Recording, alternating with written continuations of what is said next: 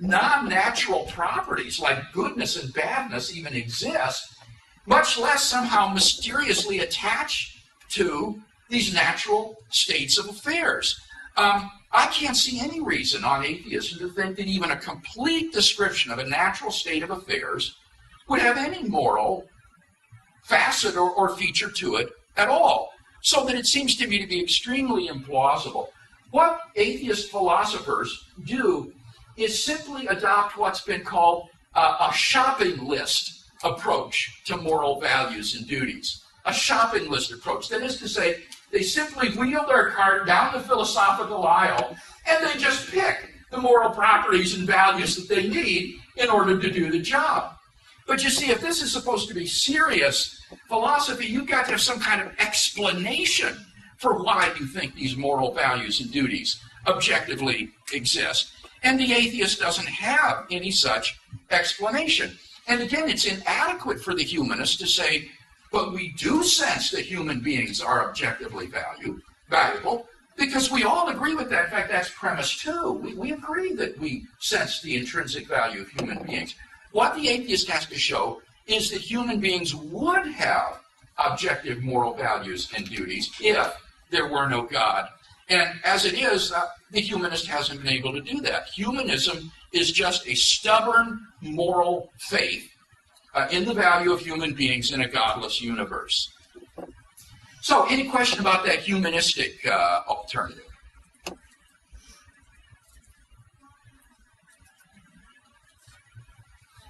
All right, well, let's then go on to premise 2, which is the statement that objective moral values and duties do exist.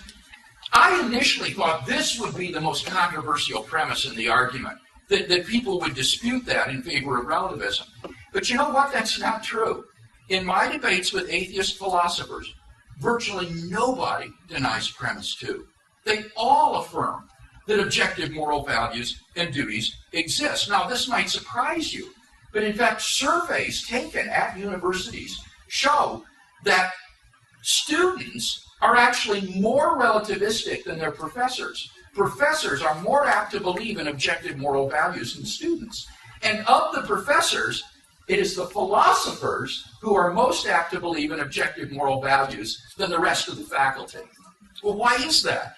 Well, it's simply because I think philosophers understand that as we reflect on our moral experience, there is no more reason to deny our moral experience than there is to deny our sense experience.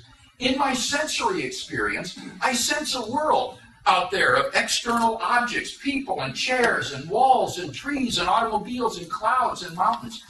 And I have no reason to deny what my senses tell me, that there is an objective world of physical objects out there. Well, in exactly the same way, in the absence of some reason to distrust my moral experience, I have a moral apprehension of objective moral values and duties. And in the absence of any reason to distrust it, I should agree that these moral values and duties exist. And I think that most of us, when we reflect on our moral experience, would agree that there are objective moral values and duties. I was speaking several years ago on a Canadian university campus, and I noticed a poster on the wall in the hall. And the poster, which was put up by the Sexual Assault and Information Center, read, "Sexual assault. No one has the right to abuse a child, woman, or man." And I think most of us would recognize that that statement is true, that it's objectively morally wrong to sexually abuse another person. Actions like rape and torture and child abuse and cruelty aren't just socially unacceptable, they're moral abominations. And by the same token, some things like love and self-sacrifice and generosity are really good.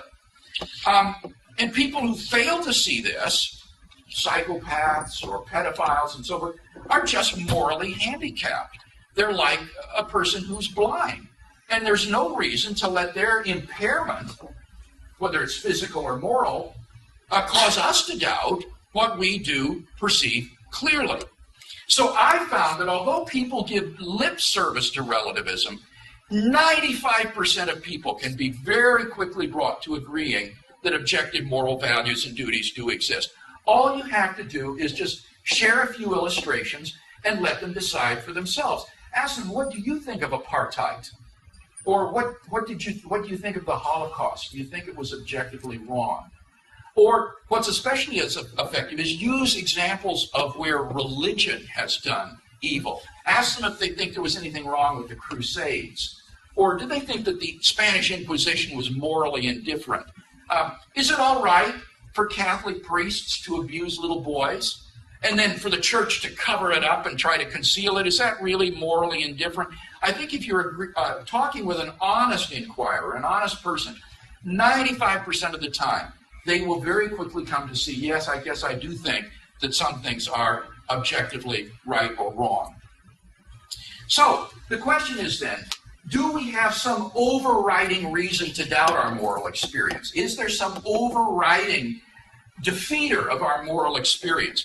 Well, what about the socio-biological account of morality that we talked about earlier, that moral values are just the result of social conditioning and biological evolution? Does that show that moral values and duties are not objective?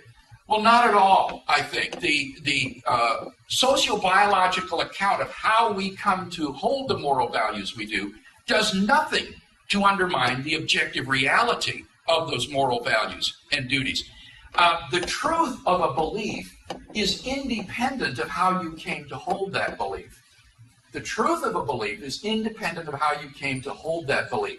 Even if it were true that my moral beliefs are the result of conditioning from my parents and my society and biological evolution, even if my moral values are the result of my having read them in a fortune cookie, and as a result I hold the moral beliefs I do, that would do nothing to show that these moral beliefs are not objective. So at most, this socio-biological account shows that our perception of moral values and duties has evolved. But it doesn't show that moral values and duties themselves do not exist. If God exists, if there are objective moral values and duties, then our fallible, gradual apprehension of the realm of moral values no more undermines the objectivity of that realm than our fallible, gradual apprehension of the physical realm undermines the objectivity of that realm. In fact, there's a name for this fallacy. It's called the genetic fallacy. The genetic fallacy is trying to invalidate a point of view by showing how a person came to hold it. And you can't do that. That's fallacious. No matter how or why you came to hold a view, that view can still be true. So, the sociobiological account doesn't do anything to undermine the truth of premise 2, that moral values and duties do exist. So, given our moral experience, I think we're justified in affirming premise 2. Any question about that defense of that premise? All right, well, that brings us then to the conclusion. From the two premises, the conclusion necessarily follows, therefore, God exists. So from the moral argument, what we can conclude is that there is a personal, necessarily existing being who is not only perfectly good, but who is the standard of goodness itself and whose commands to us constitute our moral duties.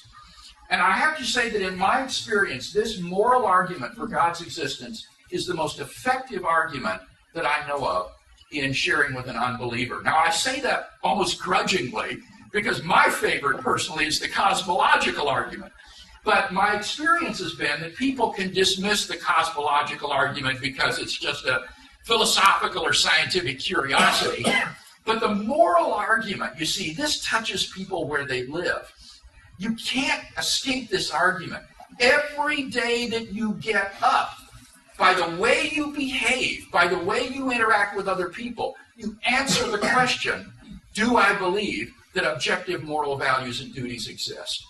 So that the argument is inescapable. It really touches people where they live, and therefore I think is one of the most effective arguments for the existence of God.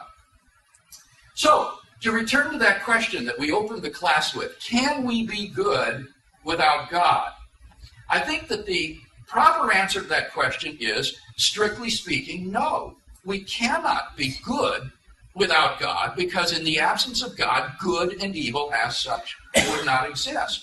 But if we can, in some measure, be good, then it follows logically that God exists. All right, well, I think we got a few minutes for further questions about any subject now, this or anything else. Yes, go ahead. If we agree with the conclusion, do we also have to agree with its opposite? That if God exists, that there is something other than God exists that is bad? No, you wouldn't, because God could exist without any universe at all. Imagine that God never created anything.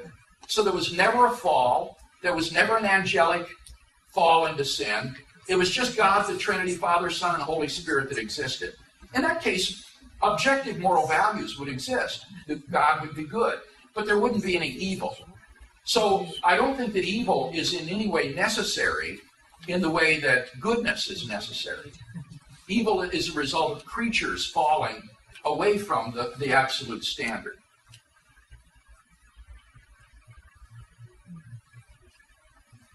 Yes? Is it absolutely certain that our conception of morality is the same thing as what God's morality from his nature comes from? Hypothetically, right, this is the epistemological question again that Walter raised. Is it absolutely certain that our conception of morality is the same as God's? And I think the answer would be no. But there's no reason to think that we need absolute certainty. We are fallible beings. We are fallen beings. And therefore, our moral perceptions may be terribly flawed in many cases. And that's what moral growth is all about. If you've experienced moral growth in your life, you can look back at some of your attitudes in the past and think, oh my goodness, how could I have been so blind? I can say in my own life, I think that my attitude toward women has changed from when I was a younger man, such that some of the attitudes that I had once, I would now look back on with shame. And so I think I've had moral growth in that area in my life. So, no, I don't think our moral perceptions are infallible or absolutely certain. Maybe that's one reason we need divine revelation in the Scriptures to help us see those values that aren't as clear, perhaps, as they would be. The Bible says in Romans 1 that God's moral law is written on our hearts, so that even Gentiles who don't have the law do by nature what the law requires. That's Romans 2:15. But nevertheless, we're fallen, we're fallible, we can go wrong, and sometimes we may need additional divine revelation to see the right way. So hypothetically, let's say that there was some revelation that God sent to us that said that in actuality his salvific plan intends for us to disobey the Ten Commandments. Would it then be moral or immoral to murder or... Well, it would depend on whether or not, of course, it was a genuine revelation. Sure, obviously. In my view, our moral duties are constituted by God's commands. And so I think God can command us to do something which, in the absence of a command, would have been a sin. For example, God commanded Abraham to sacrifice his son Isaac. Now, if Abraham had done that on his own initiative, that would have been murder. To take your son and sacrifice him. In fact, God condemned the Canaanites because they practiced child sacrifice in worship to him. So if Abraham had done this on his own initiative, it would have been a horrid sin. But God commanded Abraham to sacrifice Isaac, and therefore it was not murder for Abraham to do what God had commanded him to do. But obviously, in cases like this, you had better be pretty darn sure that the command is really from God. Otherwise, you could be like Andrea Yates, and be following your own psychological distortions into doing something that God does not approve of. Yes? I want to be sure I understand, because I did it from your presentation, I really didn't understand the primary argument. It would seem to me the primary argument that, let's say, an atheist would present to you when hearing this argument is that statement one assumes that there is a causal relationship between the existence of God and the existence of objective moral values and duties. That statement just blanket